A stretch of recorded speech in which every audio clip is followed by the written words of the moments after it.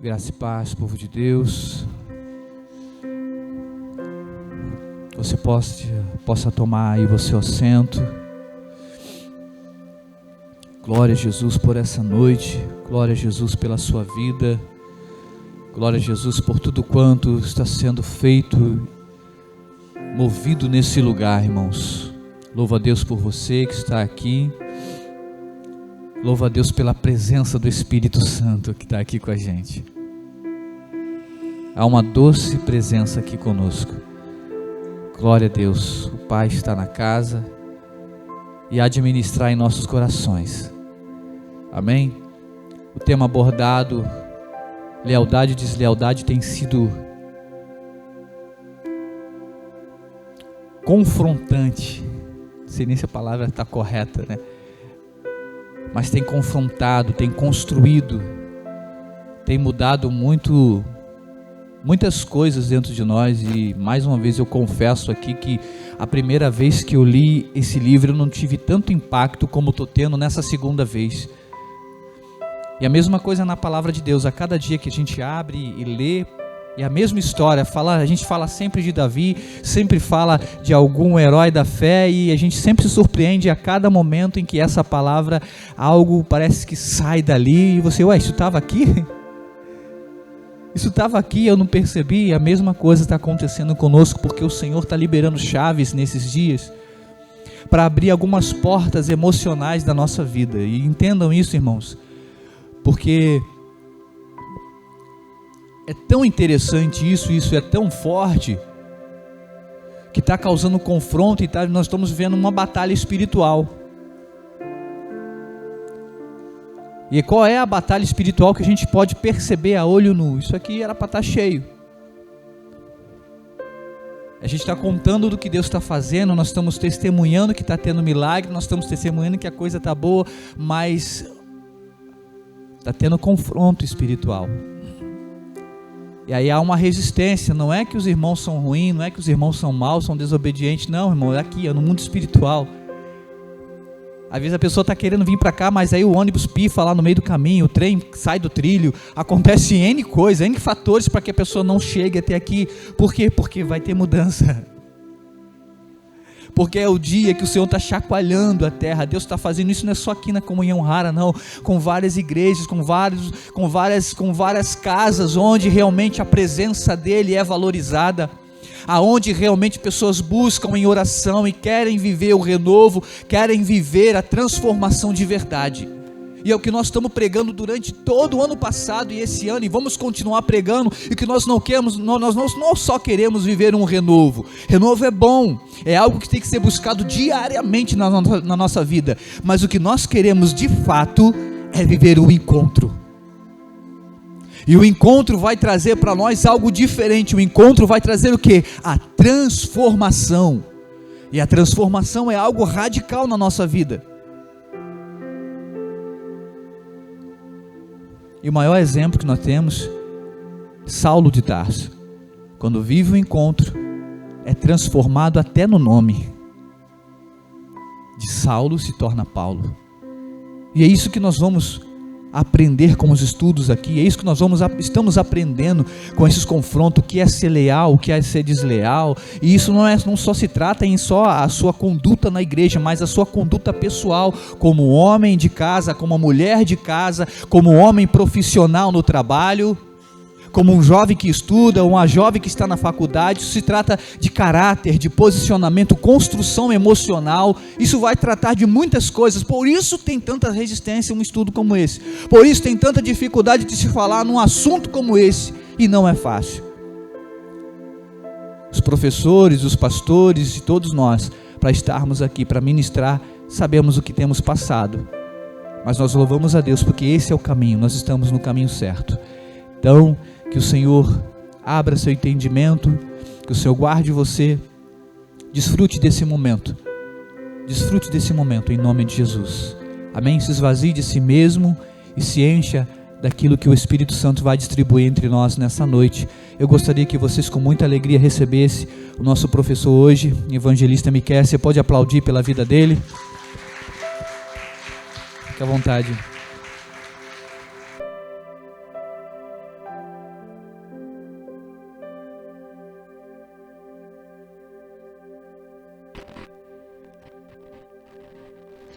Paz, irmãos. Graças a Deus. O estudo tem sido uma bênção para as nossas vidas, né? Quem se arrisca em dizer qual será o estágio falado hoje? Quem se arrisca em dizer?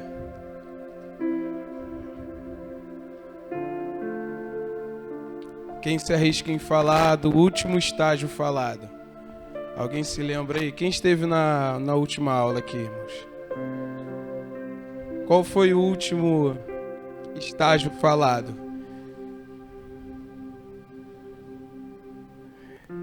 É só para pegar você mesmo.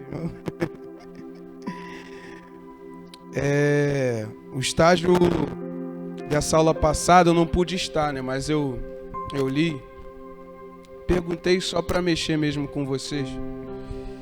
Mas é um estágio muito, muito interessante, irmãos, que é o estágio da passividade. Onde fala-se de Absalão. Obrigado, pastor. E lendo isso, irmãos, eu fui um pouco constrangido, sabe? Porque antes de eu entrar, eu quero falar um pouco desse ponto, porque é um ponto interessante, né? Porque se nós não tomarmos cuidado, né, a gente pode estar enquadrado nessa passividade. Como Absalão, né, ele guardou aquele ressentimento e ficou um bom tempo esperando o seu próprio irmão, né, para poder derramar a sua vingança, né? E tem um texto que eu gostaria que alguém se habilitasse de ler, que foi lido no estudo anterior, que é 2 Samuel, capítulo 13, versículo 22.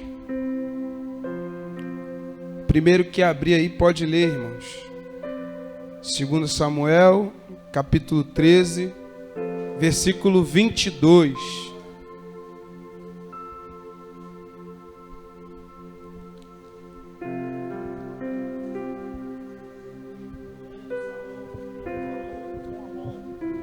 E nem mal, e nem bem, porque Absalão aborrecia Amnon, por ter forçado a Tamar, sua irmã.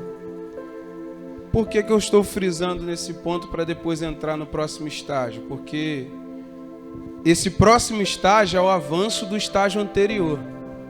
E isso aqui intriga bastante, porque me faz olhar para dentro de mim.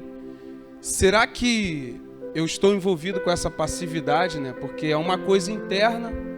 Quem aqui consegue sondar o coração do outro? Eu acho que ninguém aqui consegue sondar. Eu não consigo saber o que está no seu coração. Isso que torna o estado passivo perigoso. Porque a gente maquina sem que ninguém saiba. E a gente um dia vai concluir, né? Porque é isso que o autor do livro passa. Entendeu, irmãos? Mas tem um conselho da Bíblia para isso. Eu gostaria que alguém lesse Provérbios, capítulo 4, versículo 23. Quem for ler? Tá ok. Quem for ler, levante a mão, tá, irmãos? Você que achar, levante a mão aí que o microfone vai até você. Obrigado, pastor. Provérbios, capítulo 4, versículo 23. Pode ler, meu. Tudo que se deve guardar, guarda o coração, porque dele procedem as fontes da vida. Isso é um conselho, obrigado, irmão Daniel. Isso é um conselho para que você não caia na passividade. Se você olhar bem para o seu coração, você não será uma pessoa passiva nesse sentido aqui, alguém que maquina o mal. Porque se eu olhar para dentro de mim e eu ver que eu estou maquinando alguma coisa de ruim, e olhar com atenção, isso me faz zelar pelo meu coração. Então eu não consigo estar nesse estágio de passividade, porque eu sou um guarda do meu próprio coração. É o que o irmão Daniel leu, né? Provérbios capítulo 4, 23. Então, sempre que você tiver dúvida dessa questão, lembre-se desse versículo. Sobre tudo que se deve guardar, guarda o teu coração. Amém, irmãos? Então, esse cenário da família de Davi é um cenário que a gente aprende bastante. E mais uma pincelada que eu vou estar dando aqui. Foi falado num ponto anterior do você está feliz, e o autor falou uma coisa interessante. Quando falo sobre estar calado, não estou falando a respeito de alguém que tem naturalmente uma personalidade controlada. Estou falando de alguém que normalmente é extrovertido, mas está intencionalmente neutralizado e desvinculado. Isso aqui é muito perigoso para a gente, porque eu posso estar sorrindo para todos vocês, mas maquinando alguma coisa ruim. E o que o autor deixou bem claro é que nem todo sorriso, traz de fato uma positividade. Às vezes a pessoa pode sorrir, mas na verdade ela é totalmente uma pessoa negativa. Então, talvez você se lembre de alguém, ou talvez você mesmo. Eu mesmo, irmãos. Assim, a ironia é o que mais deixa isso claro, Porque se tem uma pessoa que consegue lidar muito bem com a ironia, é o ser humano. A gente consegue muito bem ser irônico. Quando a gente não gosta de alguma coisa, a gente usa a ironia para que ninguém perceba nada. Então, vamos supor, não gostei do que o presbítero Luiz Antônio falou, mas alguém veio me perguntar, você gostou? Eu gostei, irmão. Eu fui irônico, na verdade eu não gostei. Isso pode ser um reflexo de uma passividade.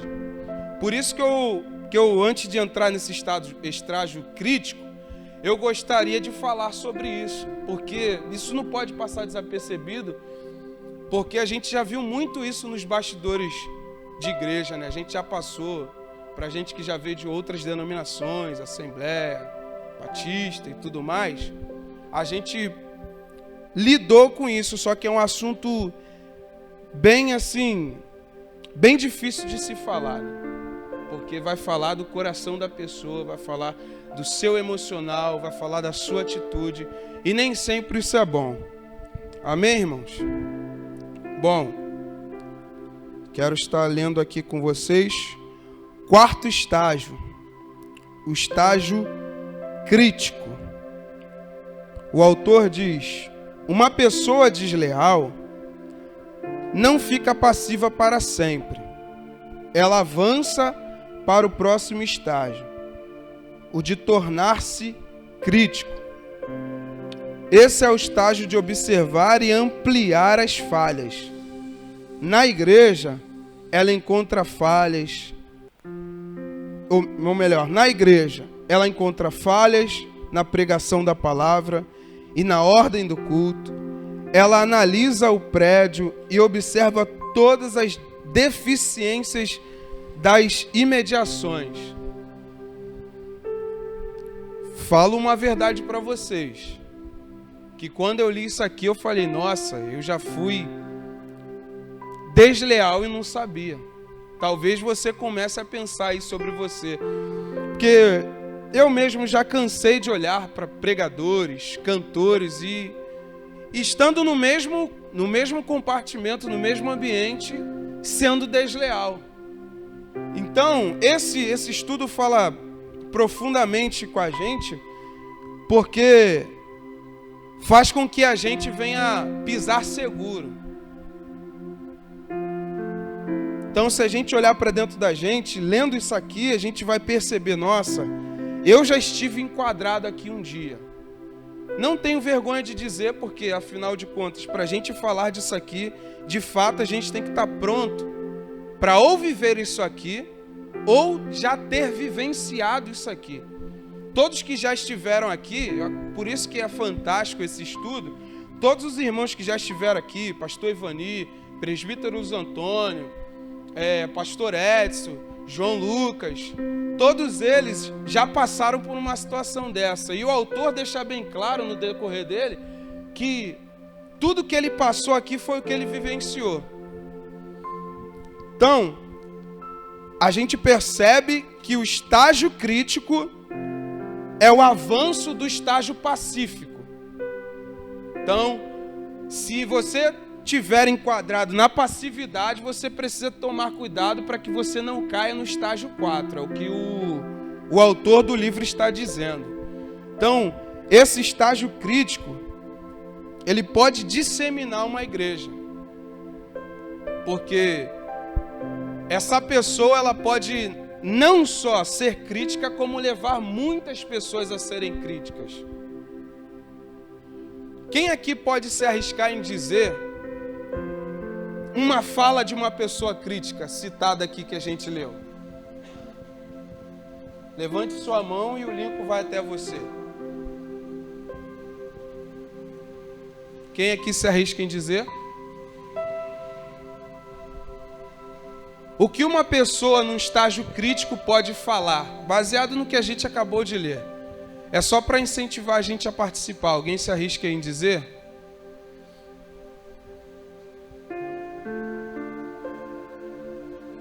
Alguém? Não tenha vergonha, irmãos.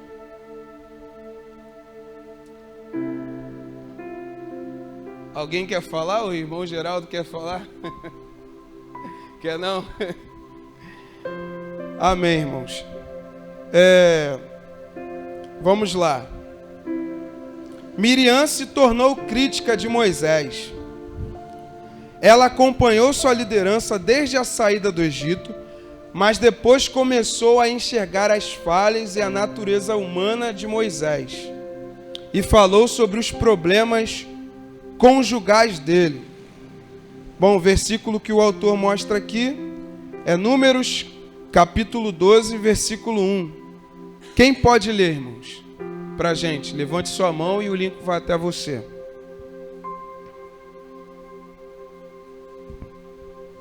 Números, capítulo 12, versículo 1.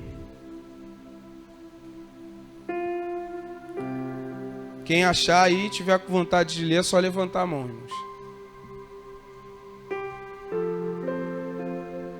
Números, capítulo 12, versículo 1. Pode ler de novo, irmão.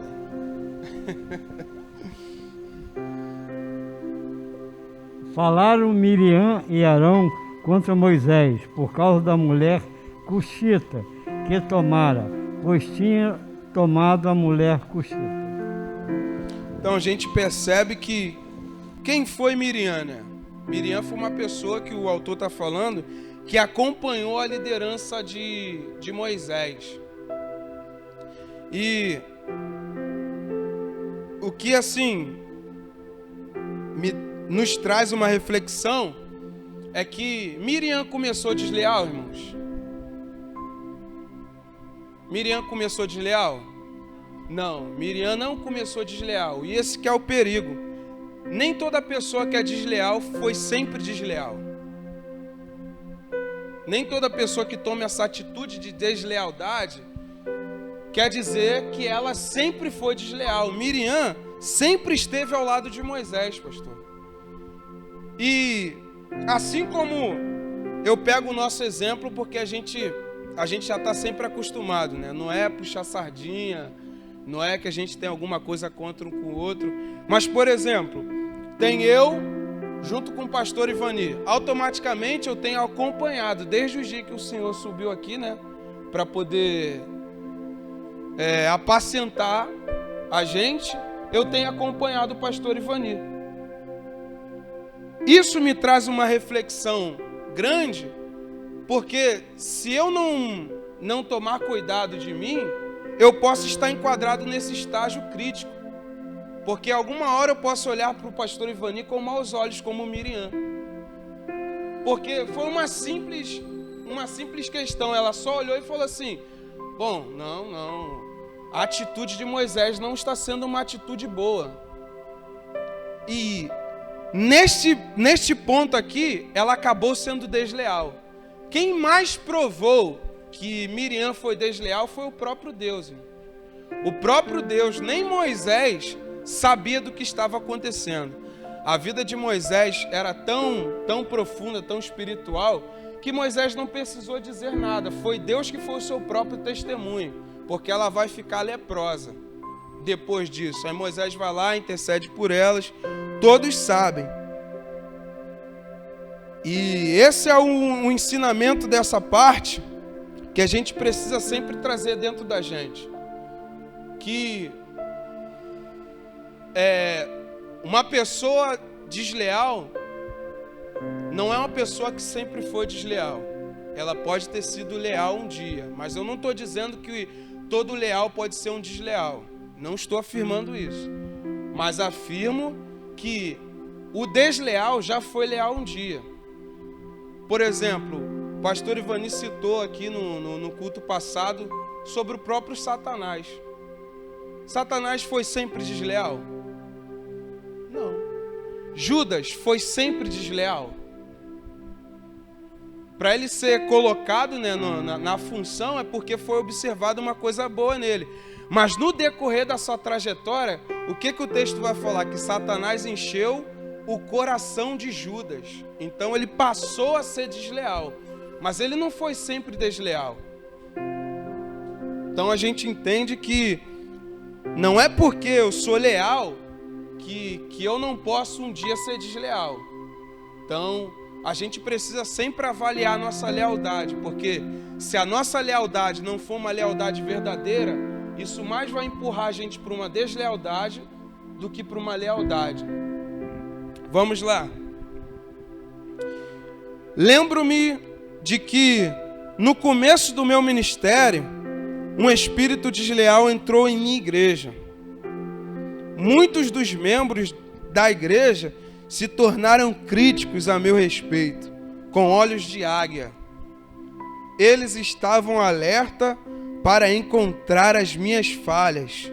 Pobre de mim, disse o autor.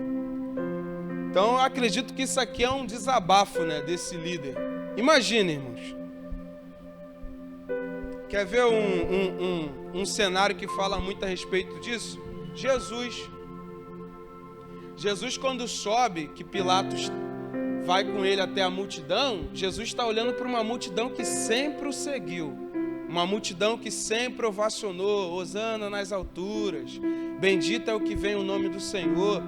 Foi a multidão que quando ele entrou montado num jumentinho, num burrinho, eles jogaram palmeiras para cima e glorificaram a ele. E de repente Jesus Cristo olha para a mesma multidão, é o que esse autor está querendo passar para a gente. Ele olha para a mesma multidão, o mesmo povo e até os seus próprios discípulos, porque no decorrer, por causa do seu sermão que não batia com o que eles achavam, eles viram as costas e vão embora. Então Jesus Cristo passou por isso.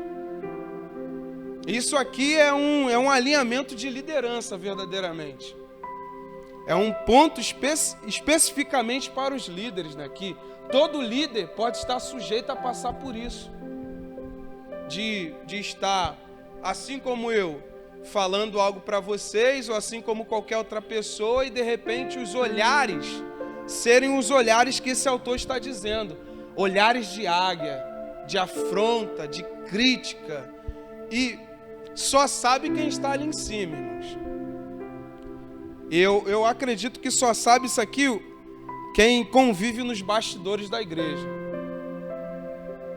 Que de fato pode ouvir nessas questões. Porque às vezes nem para falar disso aqui, a gente pode falar disso aqui para qualquer pessoa. Imagina o tempo que esse líder aqui levou para elaborar esse livro e quantas vezes ele assim ficou meio que constrangido. Falo sobre isso ou não falo? Porque é uma situação que a gente está sempre passando por isso. Principalmente a gente que fica ali em cima. Por exemplo, se a gente for perguntar para o Alexandre, qual foi a sensação, Alexandre, de ficar ali e dar um anúncio ali em cima? Falar, poxa, uma sensação de tremedeira, né? Uma sensação não muito boa, porque a gente lida com todos os tipos de olhares, irmãos. Todos os tipos de olhares. Pessoas que amam o que a gente fala e pessoas que detestam o que a gente fala. Pessoas que concordam e pessoas que não concordam. É o que o autor está dizendo.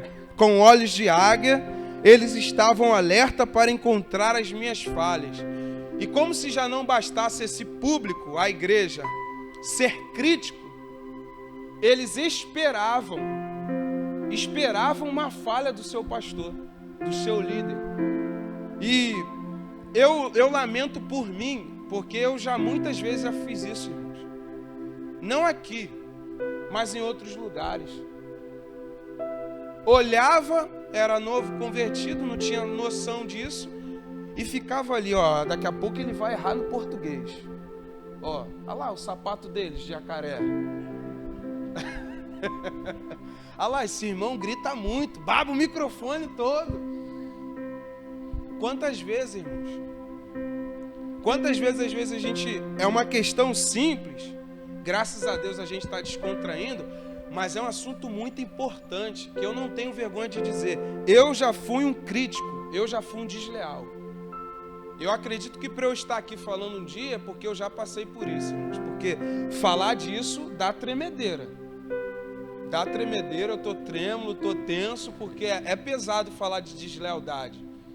Porque é como se a gente, como o pastor Ivani sempre fala, é como se a gente colocasse uma mesa aqui e todo mundo começasse a discutir, a falar. Olha, eu já fui assim, eu já fiz isso, eu já fiz aquilo. Bom, para ganharmos tempos, um ponto que ele fala é: fiquei com medo, o próximo ponto, fiquei com medo dos membros da igreja. Olha que situação que esse líder estava, irmãos. Eu era um jovem pastor sem treinamento teológico, ou seja, muitas coisas que ele falava não eram muito agradáveis para quem tinha conhecimento. Eles olhavam, ele errou isso, porque a interpretação não era nem da vontade dele errar isso, mas como ele não tinha muito conhecimento, ele errava. Mas é uma coisa que todo ser humano enfrenta. E ele diz: lá estava eu, sujeito ao exame minucioso e crítico dessas pessoas. Ele realmente tem um chamado? Perguntavam. Pode um estudante de medicina ser um pastor? Eu praticamente podia ouvi-los dizer: sabemos que você não tem muito a dizer. Resume sua mensagem de uma vez e vamos encerrar o culto. Olha o que o pastor desabafa. Sabemos que você não tem muito a dizer, e pode ser que ele não tivesse mesmo, porque o crítico, ele analisa, irmão, até a flor que tiver na camisa, até a quantidade de água que a pessoa bebe, a quantidade de coisa que a pessoa fala. O crítico, ele é assim. E eles já olhavam logo. Subiu o irmão para falar: ih, o culto hoje vai ser frio. O culto hoje não vai ser fogo puro, porque esse irmão não tem muita coisa para dizer. Imagina, irmãos, essa cena. Imagina essa cena. Quem que já passou por isso ou já viu um líder passar por isso? É doloroso, né, irmãos? Vamos lá. Eu temia as noites de sábado. Eu ficava tão nervoso nos sábados que tinha diarreia de sábado à noite até domingo de manhã. Olha que situação. Isso é o sistema nervoso desse homem. Certa vez perguntei à minha amada noiva: será que este povo, será este o pavor que terei de passar todas as noites de sábado? Nunca me esquecerei de certo domingo de manhã em que eu estava diante da congregação. Ergui os olhos da Bíblia após orar e vi os olhos raivosos e super críticos do meu assistente e de outros. Eu sabia dentro de mim que eles nunca encontrariam algo de bom no que eu iria pregar. Essa atmosfera crítica quase dividiu minha jovem congregação. Ou seja, a crítica não começa no geral. A crítica, ela sempre começa no pessoal. Basta uma pessoa ser crítica, que amanhã ou depois, ou um mês depois, uma congregação inteira possa ser crítica. Gostaria que alguém lesse Lucas, capítulo 11, verso 17. Quem achar aí, levante a mão e leia esse versículo.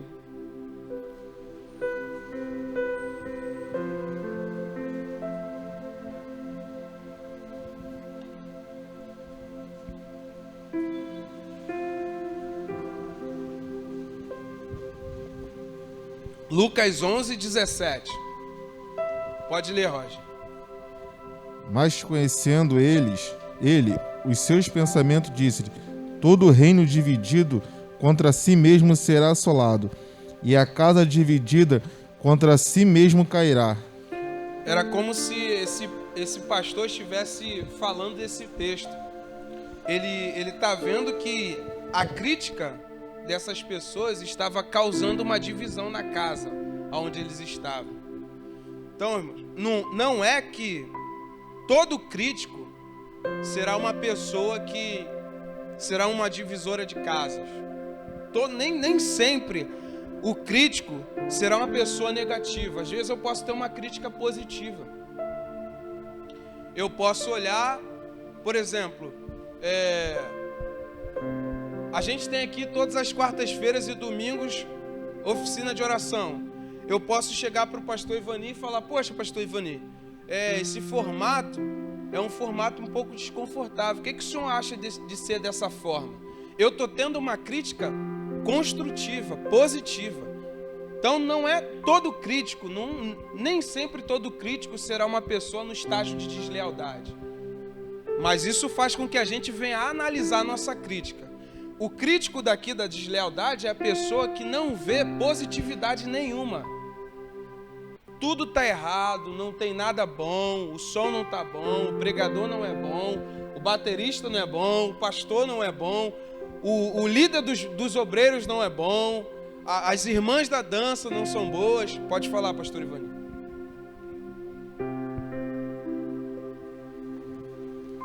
Só para contribuir com esse trecho, eu queria só abrir esse parênteses aí, aproveitando. A crítica, quando ela é direcionada a ser construtiva, dessa forma, a pessoa vai até a pessoa onde ela viu a situação para criticar e ela vai levar uma solução. Ela vê algo que ela, poxa, poderia melhorar isso, né? Então, uma crítica construtiva, ela vai até a pessoa que pode fazer e ela vai contribuir através da sua análise.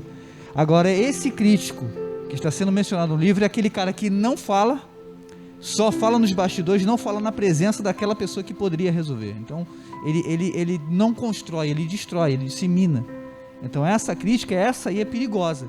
A crítica construtiva, realmente, ela colabora, ela vai somar, ela vai construir, ela vai até confrontar, de repente, alguma coisa, mas ela vai somar, diferente dessa outra crítica que o autor está mencionando no livro, em que ela vai fazer as panelinhas, vai ter fofoca, onde um vai na casa do outro, tá vendo? O pastor fez isso, mas se fosse eu, faria assim. Mas por que ele não falava, não pode usar desse termo na presença de alguém que poderia mudar? Mas não só por trás. Então, esse é o perigo, é algo que a gente nota que é muito comum acontecer entre os ministérios, entre igrejas, enfim. Acho que cada um de nós já viveu alguma experiência como essa. Só até aqui. Amém. Muito bem apontado pelo pastor Ivani. Alguém gostaria de fazer um comentário em cima também do que o pastor Ivani... Alguém? Só levantar a mão, o link vai até você. A respeito desse crítico. Alguém? Fica à vontade, irmãos. Fica à vontade, não dói não, é só um comentário, você não vai ser criticado. A gente está aqui diante de uma aula saudável, tá? Ninguém aqui está colocando julgo sobre você, você tem liberdade. Ah, mas se eu falar alguma coisa que seja errada, a gente pode corrigir você, mas não desmerecendo você, entendeu? Então fica à vontade para falar. O que o pastor deixou bem claro aqui, e não tem nem mais o que eu falar, porque ele já discorreu perfeitamente. A crítica positiva, ela traz uma solução.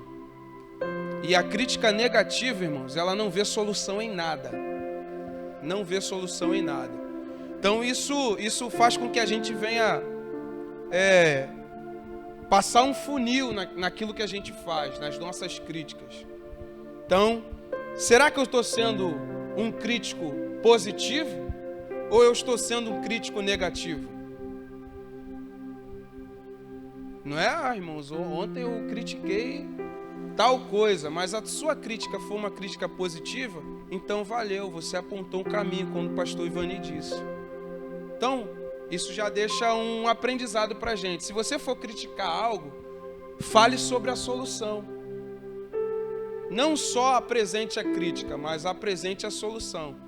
E o que é interessante aqui é que esse crítico, que é o fermento da igreja, ou os fermentos da igreja, essa pessoa nunca tem coragem de ser crítica diante da pessoa que ela apresenta essa crítica.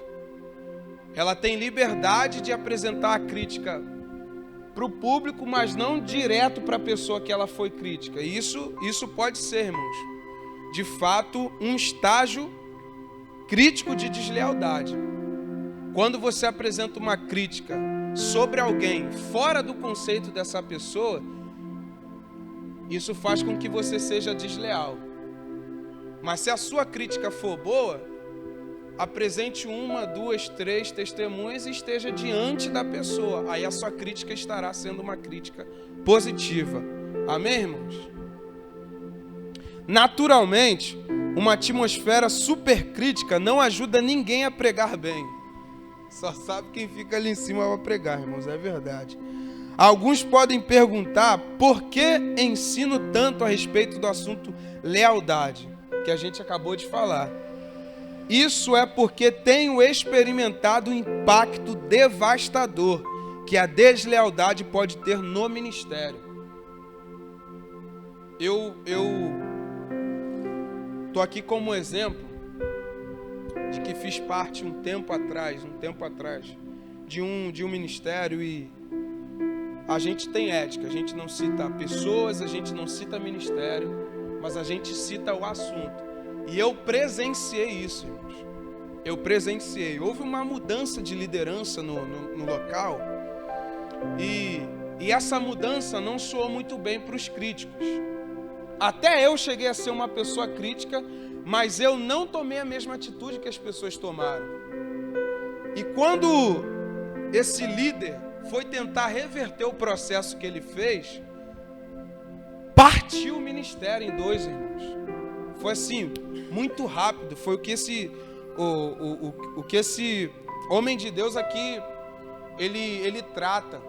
Quando ele mudou, esse pastor local foi para um outro lugar, e automaticamente foi uma igreja quase toda com ele. E o pastor que estava antes ficou com quase ninguém. Sabe o que é isso? Deslealdade. E eu não só falo do apontamento errado da liderança, mas eu falo da pessoa que foi crítica, que olhou e não soube interpretar bem o cenário, não esperou, não acalmou e acabou saindo fora, e isso veio devastar totalmente o ministério, é o que ele está falando. Próximo ponto. Ponto de vista ou perspectiva. Alguém me disse uma vez que seu ponto de vista depende de sua perspectiva. Ou seja, o meu ponto de vista é o que eu posso falar a respeito dessa situação. Minha perspectiva é analisar, antes de eu apontar um ponto. Então ele diz, o valor da coisa depende do olhar com que você olha para ela. Se você olhar para algo com olhos críticos, verá apenas as imperfeições. Todavia, se você olhar com olhos de amor, verá algo bom e esperança para o futuro. Ou seja, é mais uma questão que a gente lida muito nos bastidores de igreja. Lida bastante. Onde, às vezes, a pessoa, por olhar você diferente, tem um ponto de vista de você negativo. E de fato é o que ele está falando. O valor da coisa depende do olhar com que você olha para ela. Por exemplo, vou pegar o Roger, que está lá bem à vontade lá atrás. O Roger está normal. Sua camisa, sua bermuda. Diante do meu ponto de vista, como eu olho o Roger, eu posso ser um desleal. É o que ele está falando. A pessoa, ela tem um ponto de vista diante daquilo que ela analisa. Mas isso é um conceito dela, pessoal dela, não um conceito de ensino, não uma doutrina. Eu olhei, bom, esse tênis que o pastor Ivani está usando hoje aí, não, era para ele estar de chinelo, pô. Ele é um religioso. Você está entendendo? Baseado no que eu olhei aqui, eu estou tendo um ponto de vista negativo dele. E é assim que começa, irmãos.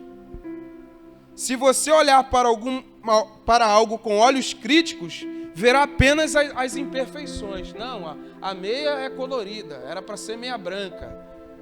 Não, esse irmão tem um sorriso diferente. Não, a máscara é cor preta. Cor preta é cor de luto. Cor preta é cor das trevas. Tinha que ser cor branca, igual do irmão ali que está com a camisa laranja. Você está entendendo? Esse tipo de questões pode enquadrar a gente num estágio crítico de deslealdade. Alguém pode dizer alguma coisa? Quem se atreve a dizer alguma coisa aí, levanta as mãos e fazer um comentário. Eu já passei por isso. Você gostaria de falar? Alguém aí? Só levantar as mãos.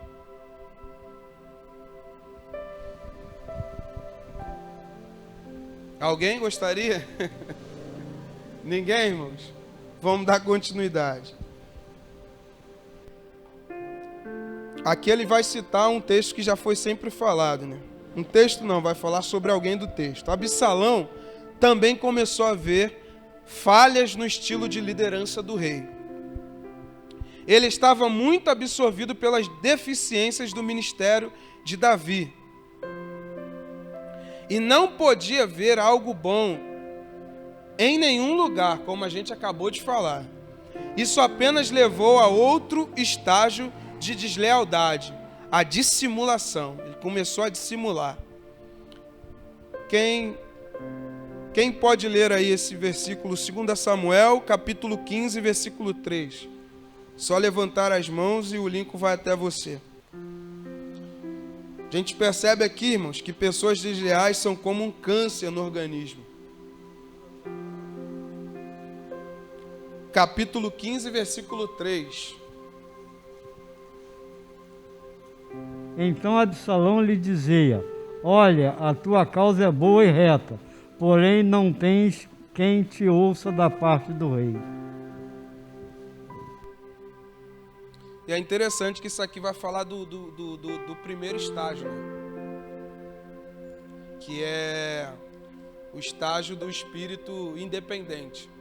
Porque Absalão, filho de Davi, né, vai olhar para uma pessoa, né, no reinado, no próprio reinado do seu pai, seu rei, e ele vai deduzir: olha, não tem ninguém que possa te dar um apontamento a respeito disso.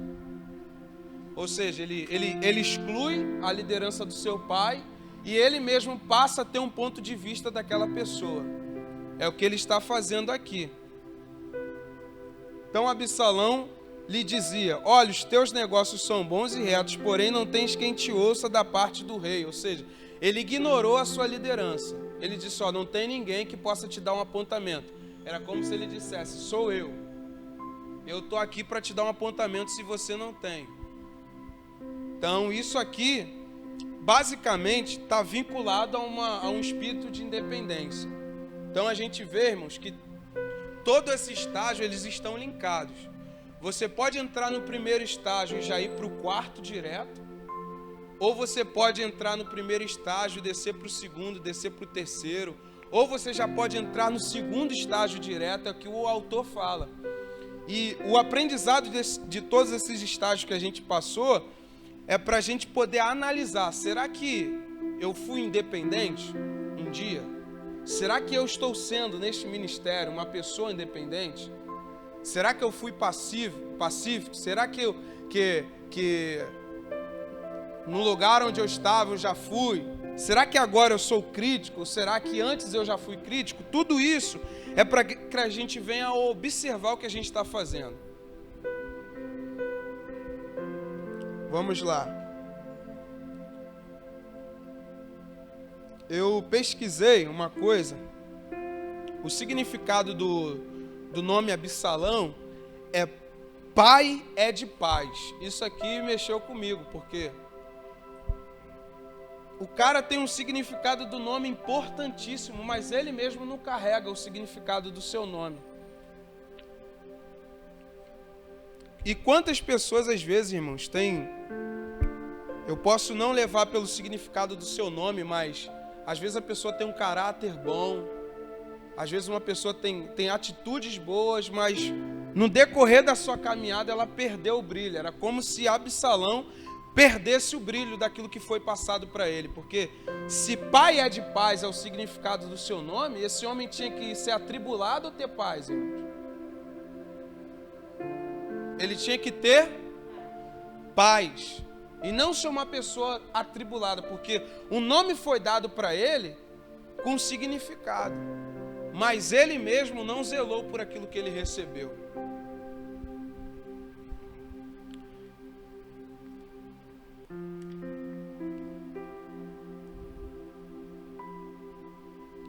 Vamos lá. Quinto estágio. O estágio político. Quando uma pessoa se torna política, ela tenta envolver outras em suas ideias e filosofias. Políticos operam a partir do poder da opinião das pessoas. Muitos políticos não conseguem falar a verdade porque eles querem agradá-las. O que elas pensam e dizem é o que mais lhe interessa. Eu lembro da ministração do nosso pastor Ivani, que falou a respeito disso mesmo. Quem lembra da pessoa que foi falada aqui na ministração do pastor Ivani? Foi falado de duas pessoas. Filipe lá. Saul e Davi. O cenário de Saul e Davi trata justamente a respeito disso. Onde Saul tem um sentimento político quando ele olha para Davi. Ele não aceita porque ele falhou e Deus agora vai ungir Davi, então a partir desse ponto ele olha e fala, não, eu não concordo, então ele começa a amontoar pessoas para que pudessem ir contra a liderança de Davi. E a liderança de Davi nem tinha acontecido ainda, porque ele era uma criança. Mas a figura de Saul mostra verdadeiramente o estágio político de uma pessoa. E eu pensando ali em casa, me veio uma reflexão, como se já não bastasse essa pessoa ser contra, crítico, desleal, ela vê-se no direito de fazer com que outra pessoa pense como ela. Então, esse que é o perigo. É porque, para uma pessoa estar no estágio político, ela teve que passar pelo estágio crítico. Ela olhou, criticou, não gostou. Então, ela já não se contenta com a sua crítica e já não se contenta em só ela pensar dessa forma. Então, ela vai envolver outras pessoas. Aí o estágio já é político. Quem pode ler aí Números capítulo 16, verso 1, 2 e 3.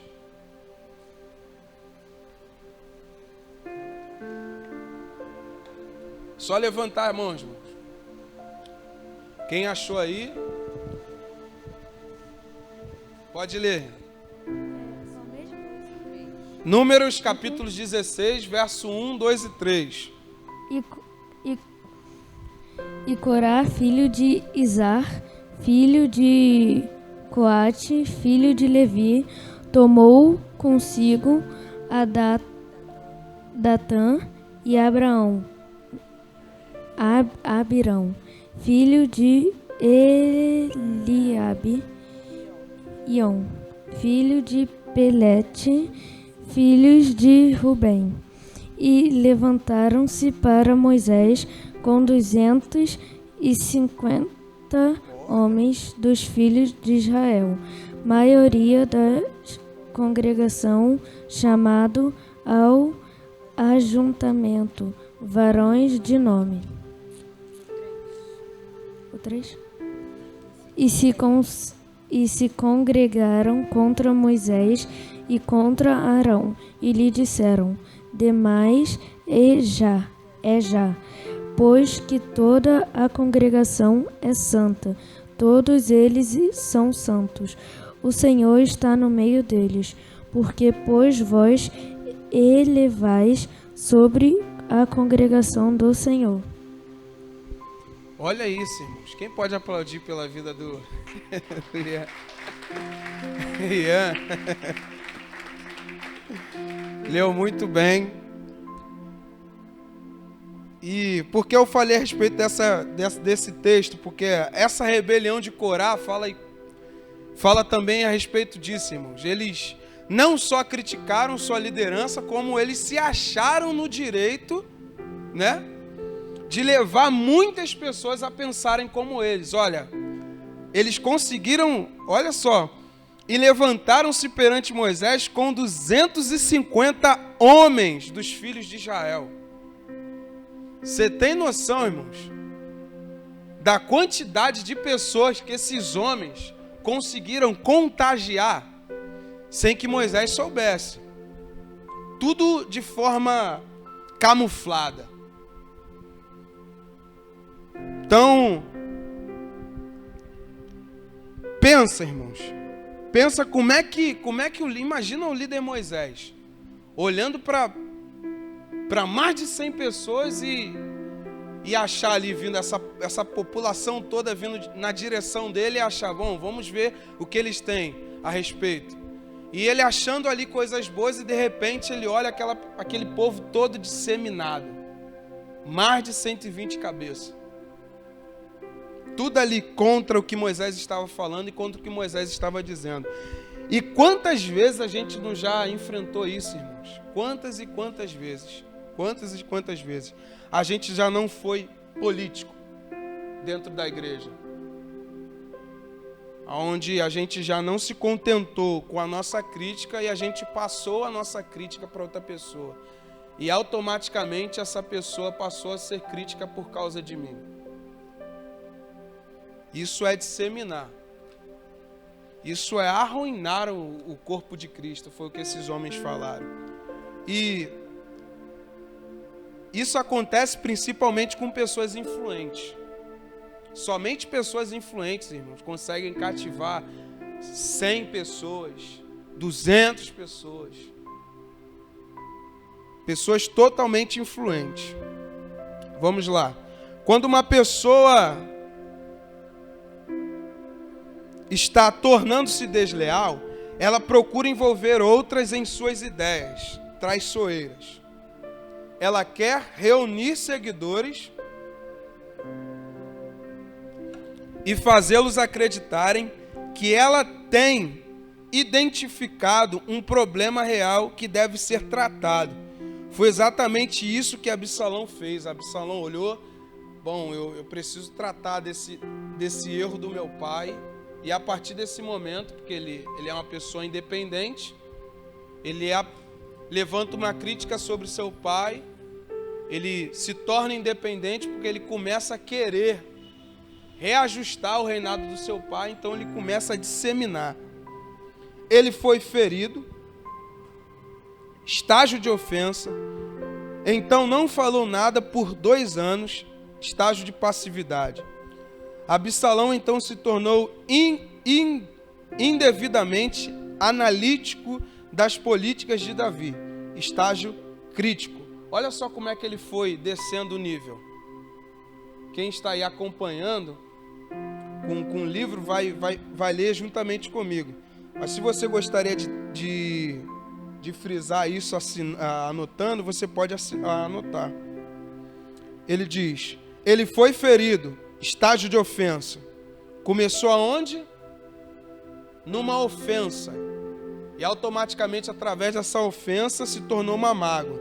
Então não falou nada por 2 anos. Caiu no estágio de passividade. O rancor não foi tratado, jogou ele para a passividade. Próximo, Absalão então se tornou indevidamente analítico das políticas de Davi. Estágio crítico. Agora ele começou a envolver outras pessoas em seus pensamentos desleais.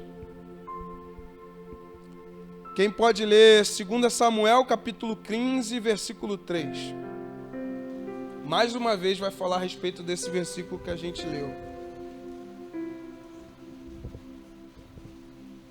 Pode ler, Júlia. Então Absalão lhe dizia: olha, os teus negócios são bons e retos, porém não tens quem te ouça da parte do rei. Ele olha, critica, não fala nada e depois dissemina tudo. Ou seja, é uma manipulação. Diante disso, irmãos, alguém gostaria de fazer algum comentário? Alguém gostaria de falar alguma coisa para acrescentar? Só levantar as suas mãos, fica bem à vontade. Alguém? Vamos dar seguimento. A Bíblia nos diz que Absalão sentou-se no portão da cidade. Quando qualquer um ia para ver o rei, ele perguntava se os cidadãos tinham algum problema. Ele então escutava atentamente e demonstrava simpatia por eles. Ele explicava às pessoas: é uma pena que o rei não tenha tempo para você hoje. Ele lamentava. Infelizmente, ele nem se importou em designar alguém para cuidar dos seus problemas. Então a gente percebe aqui, irmãos, uma questão bastante difícil de se lidar, porque essa pessoa ela já não olha mais para a sua liderança com bons olhos e ela passa ela mesma a passar os ensinamentos, ela mesma que quer dar orientação. Era como se alguém chegasse para mim e falasse: Miqués, onde está o pastor Ivani? Ou onde está o presbítero Luiz Antônio que possa falar a respeito disso? Não, irmãos. Ele está impossibilitado de te responder hoje, eu posso te responder. O que eu fiz agora, passei por cima da liderança do meu irmão, passei por cima da situação e eu mesmo fui um independente. Porque eu ignorei e me posicionei para resolver uma situação. E eu mesmo fui um desleal. Você vê que a deslealdade, ela pode assim impregnar a nossa vida, irmãos. De todas as formas. E tudo começa naquilo que a gente vê. Tudo começa naquilo que a gente olha. Vamos lá. Vamos orar pelo nosso pastor, diz o autor. Absalão prosseguiu. Vamos orar pelo nosso querido rei. Olha a oração dele. Vamos orar pelo nosso querido rei. Você acha que ele estava sorrindo ou estava chorando quando ele disse isso aqui? Sorrindo ou chorando, irmãos? Ele estava alegre demais. Igreja, vamos orar pelo nosso rei. Vamos orar pelo nosso pastor. Ele está aqui diante de vocês. É dessa forma. É dessa forma mesmo. Aí olha só. Ele estava ficando velho e provavelmente está achando difícil dar conta do trabalho. Esse é o erro que alguns pastores assistentes, isso aqui é um ensinamento para mim, que estou numa responsabilidade. É claro que é uma lição para todos, mas eu me enquadro perfeitamente nisso aqui, irmãos. Se eu não aprender nada disso aqui, eu sou um desleal falando de lealdade. Porque não tem como, irmãos. Olha o que esse homem vai falar. Esse é o erro que alguns pastores assistentes cometem. devido à sua agenda de trabalho, eles podem ter mais oportunidade de interagir com as pessoas. A congregação começa a sentir que o assistente é mais acessível e amistoso do que o pastor sênior, o rei. O assistente equivocado irá sugerir que o pastor sênior, o rei, é incompetente e realmente apenas um figurão. O povo de Israel estava muito impressionado com o filho do rei, por duas razões. Número 1, ele era muito lindo e fisicamente atraente. 2, ele parecia sinceramente se impor com as pessoas. Após impressioná-lo por um tempo, Absalão conquistou o coração do povo. 2 Samuel capítulo 15, verso 6. Quem se habilita a ler? 2 Samuel capítulo 15, verso 6. Fabinho ali.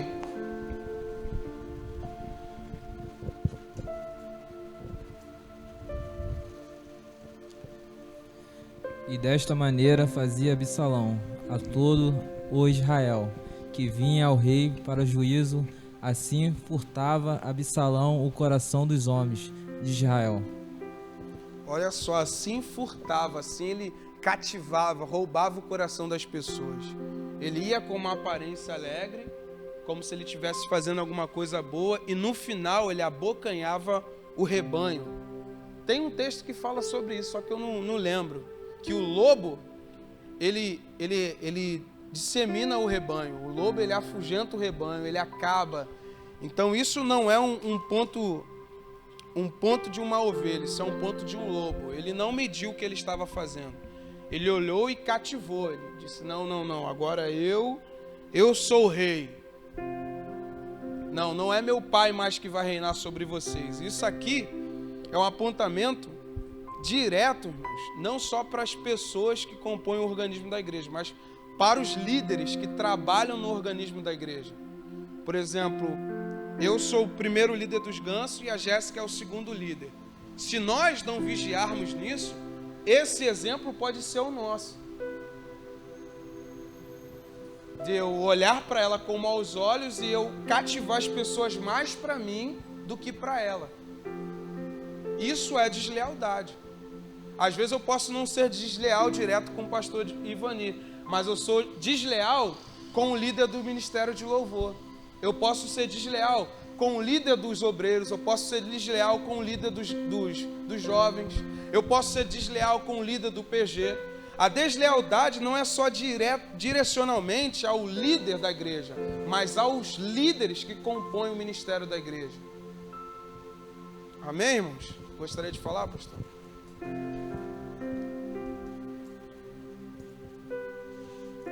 Lembrando os irmãos que estão livres para fazer seu comentário também, irmãos. Por favor, vamos interagir com o professor. Amém, igreja? Por favor, fiquem à vontade. Eu sinto que os irmãos estão um pouco tensos. Mas nós falamos no início, né? E como não só se retrata em relação ao ministério, mas também se retrata em relação ao cotidiano. Vamos dizer que essa mesma, dentro dessa linha de raciocínio que nós estamos falando do estágio do político, né? E eu já presenciei, já vi cenas como o pai, ele é o político da casa. Faz o que o papai manda, a mamãe já está de idade, a mamãe já está cansada, a mamãe não fala a nossa linguagem, papai te leva para jogar bola. Isso é uma ação política. Eu estou usando desse método para a gente ver que isso não se aplica somente na igreja, mas isso se aplica no cotidiano também da pessoa, ou seja, no pessoal. É uma desconstrução de caráter também e de posicionamento. Esse estágio político é um estágio muito perigoso, porque ele não só dissemina dentro da igreja, como também dissemina dentro de um lar. Então começa os dois efeitos, e dali por diante, porque como a gente bem sabe, a igreja ela começa em casa, não é? E então a gente bem sabe que esse estágio político ele pode também destruir não só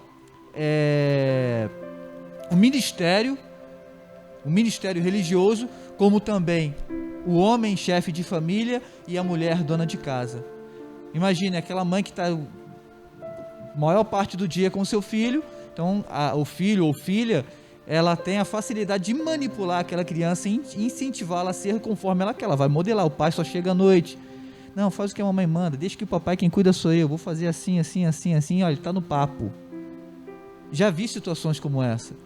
Então isso são atos de deslealdade, são atos políticos também dentro de casa. Isso só para ressaltar, irmãos, vale lembrar que nós estamos estudando, não é só algo que fala em relação ao ministério, mas também do nosso cotidiano, que eu só queria aproveitar essa deixa aí. Deus abençoe. Graças a Deus. Você pode aplaudir pela vida do nosso pastor Ivani. E eu quero dar essa ressalva. Eu já ia falar, quem quiser falar, fala, irmão Roger. Em cima disso que o pastor falou, eu tenho um conhecido que, em questão de deslealdade política, ele sabia de algumas coisas da igreja. Isso também serve para a gente ficar atento, e levava isso para dentro da sua casa. O que aconteceu com isso? A sua filha ficou inflamada, hoje, com muita tristeza, está afastada e tem raiva até mesmo da igreja. Como o pastor falou, às vezes a gente leva muito aqui para dentro da igreja, mas a gente às vezes esquece e leva os problemas da igreja para dentro da nossa casa. E isso eu falo assim, né, por experiência não minha, mas de conhecimento, é muito sério. Quando você leva os problemas da igreja para sua casa achando que isso não tem nada a ver. E isso vai trazendo um câncer para dentro da sua casa, espiritualmente falando. É um ponto extremamente importante que o Roger falou, irmãos. Tanto o Roger como o pastor Ivani. Você vê que se a gente for olhar de uma forma bem panorâmica para esse tópico aqui, falando a respeito do estágio político, isso envolve até a nossa casa, isso envolve até o nosso trabalho. E uma coisa bem apontada, e graças a Deus que no Ministério Comunhão Rara, tanto pelo que o pastor Vando falou, pelo que a gente faz aqui, irmãos, é de suma importância que assuntos de reuniões não se tornem assuntos de jantar da sua igreja, da sua casa, não se tornem um assunto de almoço da sua casa, de café da manhã, porque são assuntos que devem ser tratados diretamente aqui. É onde você fala tete a tete, você está olhando nos olhos. Se você levar isso para casa, você acaba estando num estágio de engano, num estágio de passividade, num estágio crítico. E você acaba estando no estágio de político. Então isso faz com que a gente... O senhor quer falar? Tá ok. Isso faz com que a gente venha destruir o nosso lar, irmãos. Não só o nosso ministério na igreja, como foi passado aqui. A nossa casa acaba sendo disseminada. Pode falar. Graça e paz para a igreja. Esse estudo está sendo bem edificante. Também gostaria de fazer um breve comentário para nossa edificação. Assim como o pastor Ivani, eu já dividi isso com ele. Quando eu peguei esse livro, Lealdade e Deslealdade, pela primeira vez para ler, pedi a minha mãe emprestado e não tive uma boa impressão desse livro.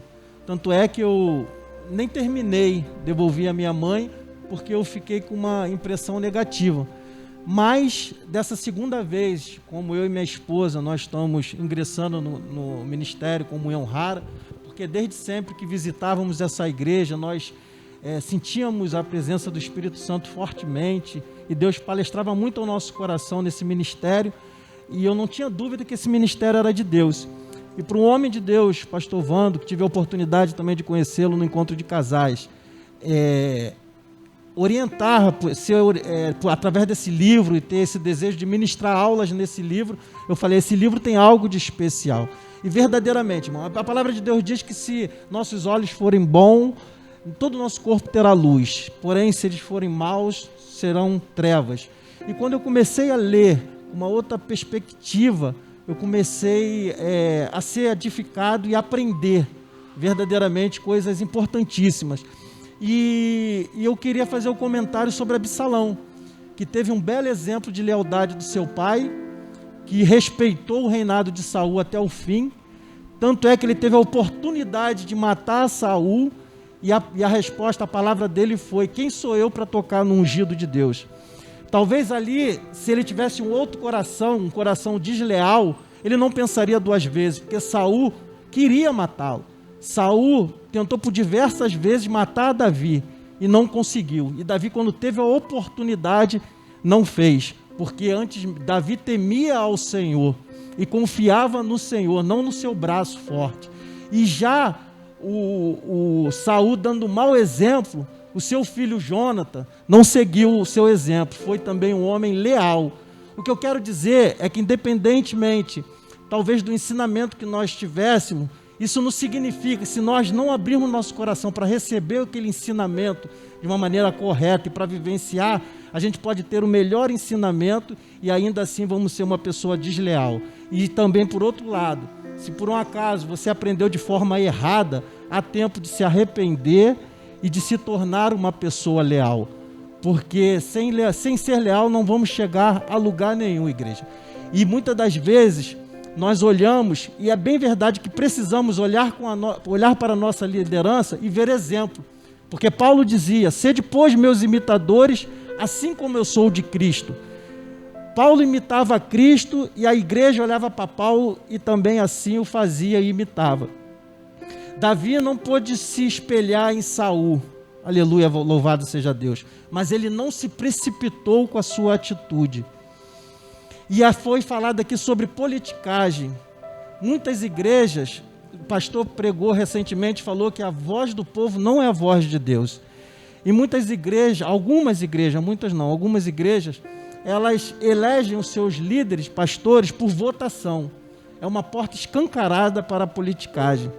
E assim Saul foi levantado através da politicagem. O povo queria um rei. O povo rejeitou a teocracia, que era o governo de Deus, para querer o governo humano. E a igreja tem que sempre estar submissa à vontade de Deus, porque ela que é a perfeita, é a verdadeira e a qual a gente deve se submeter sempre. Eu agradeço a oportunidade, só até aqui. Amém. Você pode aplaudir pela vida do nosso irmão. Uma boa participação aí. Quem mais aí, irmãos, quer fazer um comentário sobre alguma coisa? Ele falou sobre algo muito interessante, irmãos. Que Davi conviveu num ambiente de deslealdade, mas ele não foi desleal. Olha que coisa profunda que o Senhor falou aqui agora. Não é porque eu estou presente num ambiente desleal que eu vou ser inflamado pela deslealdade de muitos. Davi olhou, eu sei que ele foi desleal comigo, mas eu não vou ser desleal com ele. Porque se ele fosse desleal, ele deixaria de ser alguém leal, ele deixaria de ser alguém de caráter, ele deixaria de ser alguém de Deus. Então o leal, irmãos, ele pensa não nele próprio primeiramente, mas ele pensa no seu Deus, na desonra, que foi o que levou a Davi a não fazer a mesma coisa que Saul, bem apontado por ele. Então, todo leal é submisso ao rei, todo leal é submisso ao seu pai, todo leal é submisso à sua liderança. E não é porque o meu líder, Saul, era rei, Davi ainda não tinha reinado, né? Pequenininho. Não é porque o seu rei foi desleal com ele, que ele passou a ser uma pessoa desleal. Por mais que a minha liderança seja desleal algum dia, isso não tem que me incentivar a ser uma pessoa desleal. Isso, muito pelo contrário, isso tem que me levar a ser uma pessoa que venha apaziguar a deslealdade, ou venha acabar com a deslealdade. Por que eu não vou até essa pessoa e fale algo com ela, ou me retrate com ela? Só que no caso de Davi não conseguia se tratar com Saul, porque todas as vezes Saul queria matar ele. Mas aí o problema já era de Saul. Saul não queria abrir mão. Mas Davi, ainda assim, sofrendo com a deslealdade, sofrendo com o ambiente político, não deixou de ser uma pessoa leal. E é isso, irmãos. Não é porque a gente observou uma questão de deslealdade que a gente vai ter uma impressão negativa daquela pessoa. Muito pelo contrário, a gente tem que levantar uma crítica positiva e apontar para que essa pessoa seja tratada, porque é isso que esse estudo está fazendo. A edificação desse estudo é dessa forma, ela faz com que a gente olhe para dentro da gente e fale: Posso melhorar? Posso melhorar? Posso ser alguém melhor? Foi o impacto dele. Ele olhou para o livro e falou, não, isso aí, o primeiro impacto sempre vai doer, irmãos. Porque é isso que a verdade ela faz. A verdade ela é esclarecedora, né? É como se ela fosse um espelho e ela reflete o que a gente é de verdade. Para encerrar,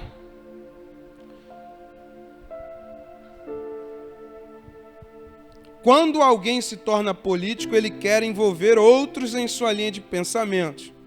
Quanto mais pessoas você consegue envolver em alguma controvérsia, mais confiança você ganha. Pessoas desleais têm uma maneira insidiosa de discutir as falhas de seus líderes. Olha os bastidores, irmãos. Olha os bastidores. Eu já presenciei muito isso. Aí olha só os questionamentos das pessoas a respeito dele. O que você achou do culto de hoje? Me pegou isso aqui, irmãos. Porque eu já cansei de fazer essa pergunta depois. O pós-culto, irmãos, pode ser... O pós-culto é perigoso, irmãos. A resenha ela é boa, mas o que a gente fala na resenha pode disseminar o corpo inteiro. Lico, quer falar algo? O pós-culto pode ser tanto uma bênção como uma maldição se você não vigia. Com certeza. Com certeza. Olha o outro questionamento. Achei que estava um pouco desanimado. Elas até buscam as escrituras, visto que somos uma igreja fiel, Bíblia. Você não acha que deveríamos ter alguns milagres? Você acha que nosso pastor é tão ungido quanto ele era no ano passado? Misericórdia.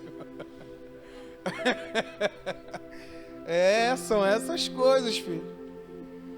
Você observou que muitas pessoas estão saindo da igreja? Acho que o nosso pastor viaja muito. Só que aqui é viajar mesmo, irmão. Não é viagem na maionese, não. É tirar férias, essas coisas. E você? Aí já, imagina. Essas perguntas são usadas como isca para cristãos ingênuos. Elas arrastam membros inocentes para o interior de análises de assuntos que estão acima deles. Meu Pai do céu, irmãos. Nossa, isso aqui é forte demais, irmãos. Sabe por que pesa o coração? Porque a gente já pode ter se esbarrado nisso. O pós-culto pode matar a gente, irmãos, se a gente não tomar cuidado com o que a gente fala. Tem um Provérbios que diz, eu não sei onde está, a morte e a língua está no poder da língua, e quem a ama come do seu fruto. Diz assim, né? Um Provérbios de... Se alguém achar numa outra versão, lê aí, porque a versão que eu li está dessa forma. Vai achar uma versão aí, João, diferente? Tá procurando?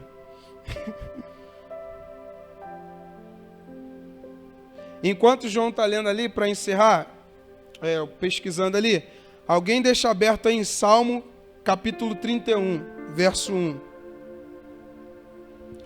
Quando você achar, você lê. Salmo 131, verso 1. Só segurar aí. Segura aí para ler o Salmo 131.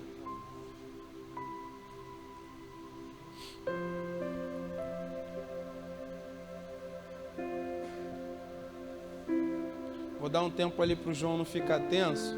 Achou, João?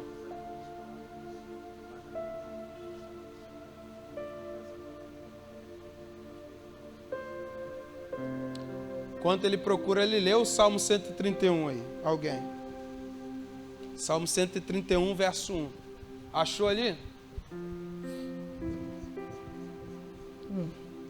Senhor, o meu coração não se elevou, nem os meus olhos se levantaram. Não me exercito em grandes assuntos, nem as coisas muito elevadas para mim. Olha o que ele diz: não me exercito em grandes assuntos, nem em coisas muito elevadas para mim. Coisas que estão acima de mim, sabe? Que podem mudar o meu caráter, mudar o meu conceito, ou seja, me inflamar. Questões básicas, irmãos. O que achou do culto? Como é que foi a pregação? O que você achou do som do microfone hoje? Baseado nesses questionamentos pequenos e simples, que isso pode trazer sérios prejuízos para a igreja. Sérios prejuízos. Gradualmente são capazes de espalhar suas dissensões para um grupo de cristãos crédulos. Esses assuntos, irmãos, são devastadores para pessoas leigas, novos convertidos, principalmente, irmãos. Novos convertidos não estão prontos para essas questões. Quando eles ouvem, eles absorvem tanto que eles começam a compartilhar. Mas sabe quem vai pagar a conta desse questionamento? Eu e você. Porque se eu chegar para um novo convertido e falar com ele: poxa, a gravata que o pastor Evanil usou no culto passado era de bolinha. É esse tipo de comentário. Ele vai falar assim para outro irmão, ele vai sentir à vontade. Porque o inocente, o novo convertido, não mede o impacto da deslealdade. Não mede, irmãos, o impacto do que essa semente ruim pode causar. Então ele fala, porque é natural. Ele não tem um conceito do que de fato é bom e do que de fato é errado. Ele se acha no direito e compartilha. Poxa, mas quem falou isso? O Miqueias. Poxa, o Miqueias falou isso? Chegou nos ouvidos da Filomena, já era, irmãos. Tem cristão Filomena, irmãos. Não estou especificando mulheres, não. Homens também. Pessoas que às vezes não controlam-se e acabam disseminando. Isso acontece. E afeta quem? O novo na fé. Um novo convertido que não sabe medir nem o que é certo, nem o que é errado. Alguém quer fazer o último comentário aí, irmãos, para eu encerrar? Pode falar, Xandro?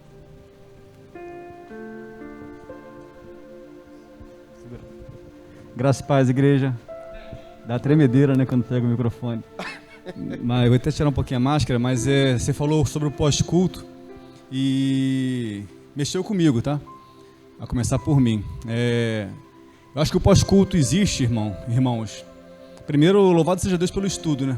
Tem sido muito gratificante. Eu tenho vivenciado muita coisa com a minha família, né? A gente conversa em casa.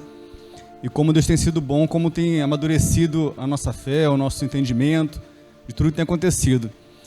Mas falando do pós-culto, eu creio que ele acontece quando a gente vem para a igreja sem olhar a Deus, e sim olhar tudo que está à nossa volta e não ter o foco que é vir... A palavra de Deus diz que alegrai-vos quando nos disser vamos à casa de Deus, né?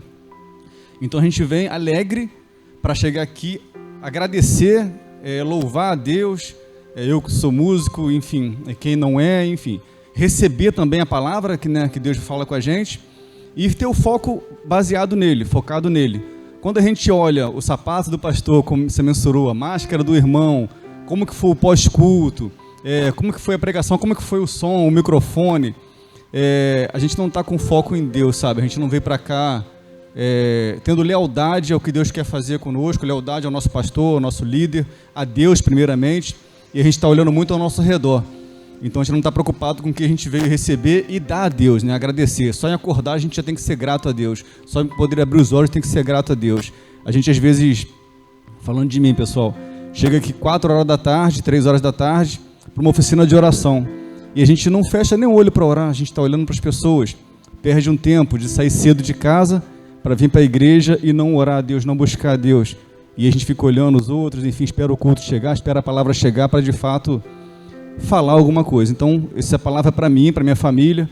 Eu acho que o pós-culto não deveria existir. A gente tem que vir para cá focado em olhar apenas para Deus, receber dele e agradecer ele por tudo que ele tem feito por nós. Olha aí a pandemia, como é que está. A gente está vivendo agora aí mais um possível lockdown.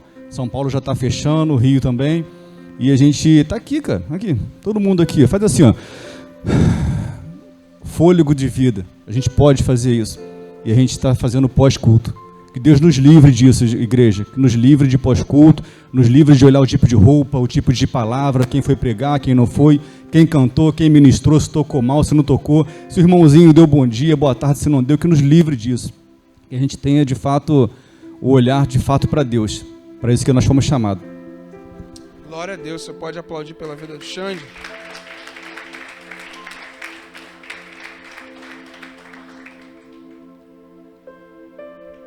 Isso é importantíssimo, irmãos. Não é que você ter uma comunhão, quando o culto acabar, seja uma coisa proibida para você. Mas esse tipo de pós-culto aqui, como a gente acabou de falar, pode matar o corpo, pode disseminar. E a pergunta que fica é: qual é a nossa reação diante do que a gente tem vivenciado? Será que de fato somos políticos? Ou não? Fica essa pulga atrás da nossa orelha. Eu acho que ninguém, pastor Ivani, quando terminar o culto, vai querer conversar sobre alguma coisa do culto. Achou, João? Então, achei duas referências sobre o que você falou. Provérbio 18, versículo 20 e 21, diz assim: do fruto da boca o homem se enche, o produto dos lábios o satisfaz. A língua tem poder sobre a vida e sobre a morte. Os que gostam de usá-la comerão do seu fruto. E tem Provérbios 12 também. Só um momento. Provérbios 12 também que fala sobre isso. Provérbios 12, 18. Há palavras que ferem como espada, mas a língua dos sábios traz a cura. Os lábios que dizem a verdade permanecem para sempre, mas a língua mentirosa dura apenas um instante. Glória a Deus. Aplauda o Espírito Santo, irmãos.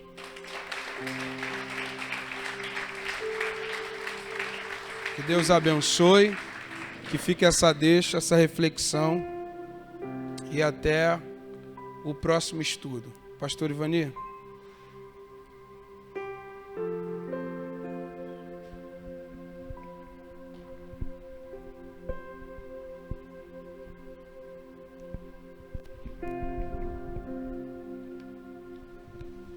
Glória a Deus. Diferente, né, irmãos? A cada sexta-feira tem sido diferente, né? Glória a Jesus. Cada sexta-feira o Senhor tem feito de forma diferente aqui nesse lugar. Quantos foram impactados aí pela palavra? É a escola, não é? Aprende isso aí, verdade. Não é? A oportunidade foi lançada. Glória a Deus. Só não aprende quem não quer, irmãos. É bom isso, você se relacionar, você falar, você interagir com esse momento. Aqui a gente não é melhor que ninguém, nós estamos todos aprendendo junto, conforme eu falei no início. Estamos tendo um segundo impacto ao ler esse livro pela segunda vez. E está sendo bem melhor esse impacto que a gente está fazendo aqui, interagindo. A gente não conseguiu, nós estamos na página 29 ainda, irmãos. Tem muita coisa ainda para poder desfrutar de ensino aqui. E tudo que foi falado aqui é sobre... Vocês pegaram o que foi detectado 3 coisas. Falamos sobre a passividade, só recapitulando rapidamente. O crítico e o político. Esses 3 estágios nós vimos na aula de hoje. A passividade, o crítico e o político. E é sobre esses 3 pontos que eu quero orar com vocês agora. Porque não adianta a gente aprender e a gente não aplicar agora. A gente vai orar, fazer o quê? Pedir a Deus que isso não contamine o nosso arraial. para que esse espírito de passividade, de crítica e de política, ele venha permanecer no nosso meio. Pelo contrário, que a gente possa olhar, reparar o nosso altar e arrumar para que haja crescimento. Porque a gente, não, se um dia eu me comportei dessa forma, a partir de hoje eu não quero mais. Então o estudo é para trazer isso, é para confrontar você, o seu pensamento, e você se viver esse momento agora de construção no Senhor. Essa nova fase, esse novo momento. Porque senão não adianta nada a gente estar aqui queimando tanto, buscando junto com vocês, buscando conhecimento, queimando, né, aqui os pensamentos, né, nisso, e a gente não colocar em prática em oração para que essa igreja caminhe de uma forma como ela deve caminhar, segundo a palavra de Deus e a revelação do Espírito Santo. Quantos concordam com isso? Glória a Jesus por isso.